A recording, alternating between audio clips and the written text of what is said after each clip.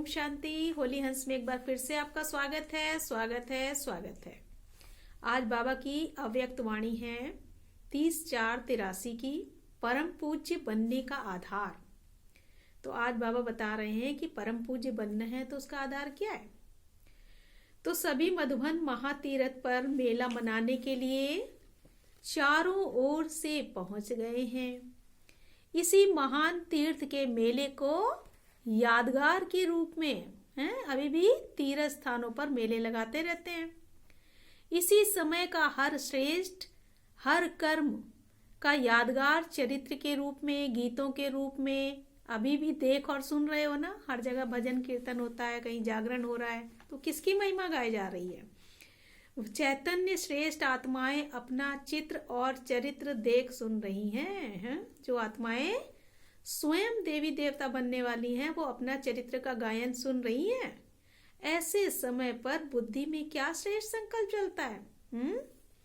समझते हो ना कि हम ही थे, ये हम ही अब हैं और कल्प कल्प हम ही फिर होंगे।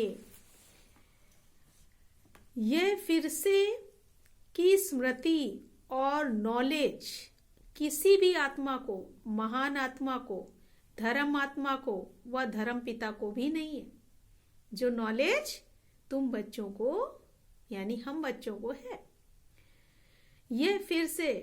लेकिन आप सब ब्राह्मण आत्माओं को, बाबा के जो ब्राह्मण बच्चे हैं, उन आत्माओं को इतनी स्पष्ट स्मृति है, वह स्पष्ट नॉलेज है, जैसे 5000 वर्ष की बात नहीं है, कल की बात है। कल थे, आज हैं, फिर कल होंगे। तो आज और कल, इन दोनों शब्दों में 5000 वर्ष का इतिहास समाया हुआ है। इतना सहज और स्पष्ट अनुभव करते हो। कोई होंगे, वह हम ही थे ना कि कोई और थे? जड़ चित्रों में अपने चैतन्य श्रेष्ठ जीवन का साक्षात्कार होता है। वह समझते हो कि ये महारथियों के चित्र हैं, वह आप सबके हैं। भारत में 33 करोड़ देवी देवताओं को नमस्कार करते हैं, उनमें से आप एक तो हो गई। अर्थात आप श्रेष्ठ ब्राह्मण, सो देवताओं के वंश के भी वंश, उनके भी वंश, सभी का पूजन नहीं तो गायन तो करते ही हैं। तो सोचो, जो स्वयं पूर्वज हैं, उन्हों का नाम कितना श्रेष्ठ होगा। और पूजन भी पूर्वजों का कितना श्रेष्ठ होगा। 9 लाख का भी गायन है, उसमें उससे आगे 16,000 का भी गायन है, और फिर 108 का, और फिर 8 का भी है। उससे आगे युगल दाने का है। नंबरवार है ना सब। गायन तो सभी का है, लेकिन नंबरवार पुरुषार्थ, जैसा पुरुषार्थ करेंगे वैसा भक्ति में हमारा गायन पूजन होगा। गायन तो सभी का है, क्योंकि जो भाग्य विधाता बाप के बच्चे बने, इस भाग्य के कारण उन्हों का गायन और पूजन दोनों होता है। लेकिन पूजन में भी 2 प्रकार का पूजन होता है।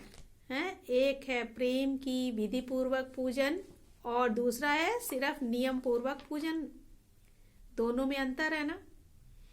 तो अपने से पूछो, कौन सी पूज्य आत्मा हूं? पहले भी सुनाया था कि कोई कोई भक्त देवता नाराज ना हो जाए, इस भय से पूजा करते हैं, और कोई कोई भक्त दिखावा मात्र भी पूजा करते हैं, और कोई कोई समझते हैं भक्ति का नियम व फर्ज निभाना है, चाहे दिल से हो ना हो, लेकिन निभाना तो है ही। ऐसे फर्ज समझ करते हैं। चारों ही प्रकार के भक्त किसी न किसी प्रकार से बनते हैं। यहाँ भी देखो, देवात्मा बनने वाले, ब्रह्मा कुमार कुमारी कहलाने वाले भिन्न भिन्न प्रकार के हैं ना।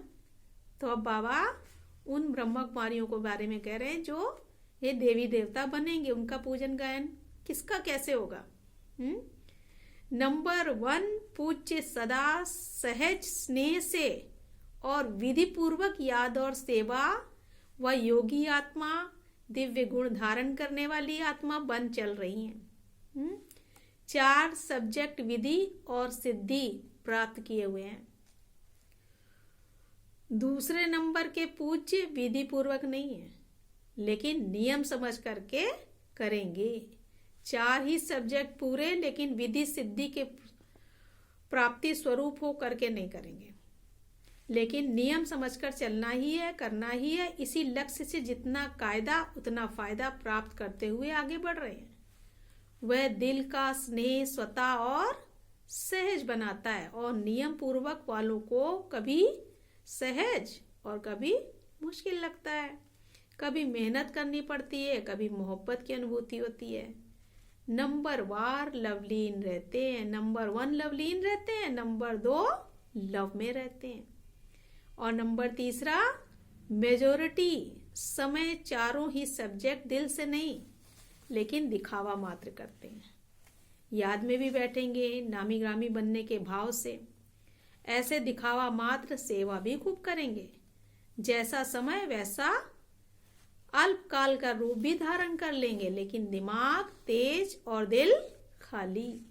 नंबर 4 सिर्फ डर के मारे कोई कुछ कह न दे कि ये तो है ही लास्ट नंबर का, वह आगे चल ही नहीं सकता। ये ऐसे कोई इस नजर से नहीं देखे तो ब्राह्मण तो क्या करें बाबा, ब्राह्मण तो बन ही गए हैं, और शूद्र जीवन भी छोड़ ही चले हैं। ऐसा ना हो कि दोनों तरफ से छूट जाए। शूद्र जीवन भी पसंद नहीं और ब्राह्मण जीवन भी में विधि पूर्वक चलने की हिम्मत नहीं, इसलिए मजबूरी मझधार में आ गए। ऐसी मजबूरी व डर के मारे चलते ही रहते हैं। ऐसे कभी कभी अपने श्रेष्ठ जीवन का अनुभव भी करते हैं, इसलिए जीवन को छोड़ भी नहीं सकते। ऐसे को कहेंगे 4 नंबर की पूज्य आत्मा। तो उन्हों की पूजा कभी कभी और डर के मारे मजबूरी भक्त बन निभाना है, इसी प्रमाण चलते रहेंगे। और दिखावा वाले की भी पूजा दिल से नहीं लेकिन दिखावा मात्र होती है, इसी प्रमाण चलते रहते हैं। तो 4 प्रकार के पूज्य देखे ना, जैसे अभी स्वयं बनेंगे वैसे ही सतयुग त्रेता की रियल फैमिली,